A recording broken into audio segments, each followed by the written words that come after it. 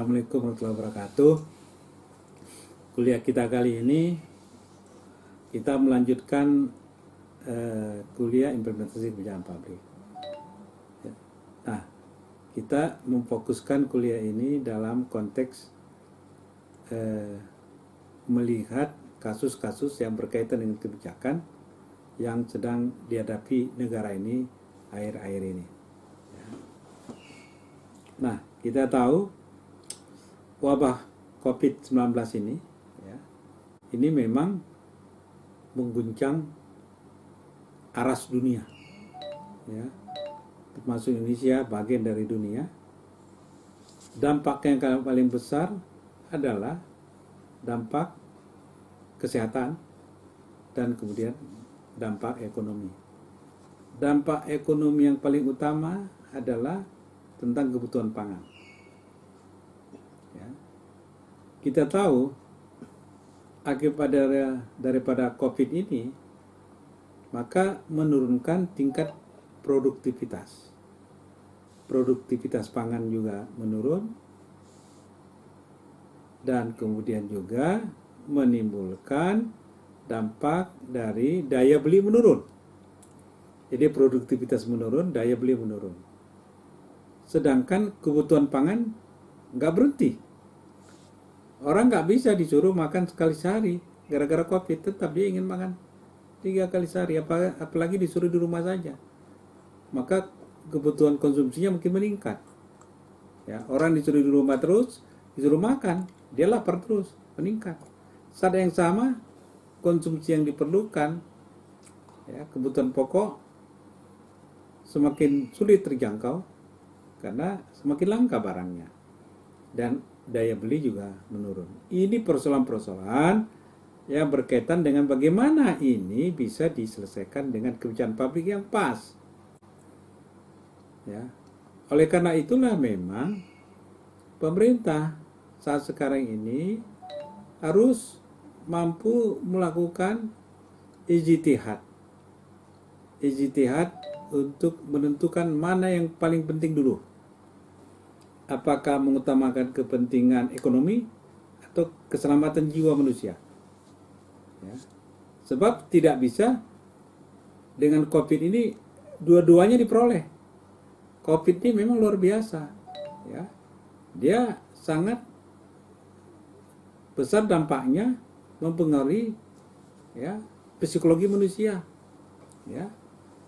Sebetulnya angka kematian COVID ini dibandingkan dengan TB di Indonesia lebih tinggi angka kematian oleh TBC di Indonesia. Tapi persoalannya TB ini obatnya ada dan bisa diobati walaupun jangka panjang, bisa setahun 2 tahun dengan rutin makan obat dia bisa hilang. Walaupun angka kematiannya juga lebih tinggi. Tapi kalau COVID ini virusnya ada, tapi obat untuk menghancurkan virus ini belum diketemukan. Paling-paling yang dilakukan sekarang adalah meningkatkan imunitas orang sehingga sel-sel darah putihnya meningkat untuk memakan virus-virus itu. Nah, untuk imunitas ini banyak latar belakang. Salah satu adalah pangan.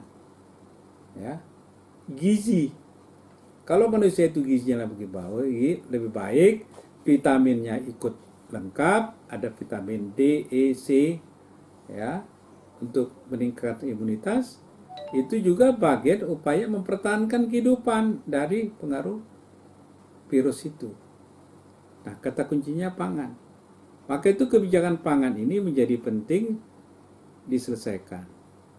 Yang kedua, yang masuk kebijakan pangan ini juga adalah bagaimana kita dengan momentum COVID ini mendorong agar masyarakat itu hidup dari hasil pribumi itu sendiri, hasil tanaman itu sendiri.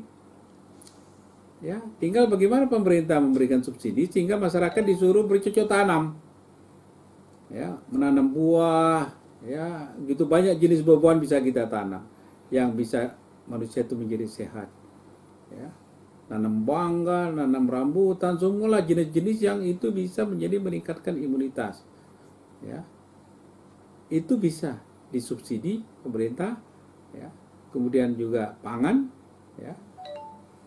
cegah impor, dikurangi, ya, bahkan kalau perlu dihentikan, didorong kepada produksi dalam negeri untuk kepentingan pangan. Ini memerlukan kebijakan, policy.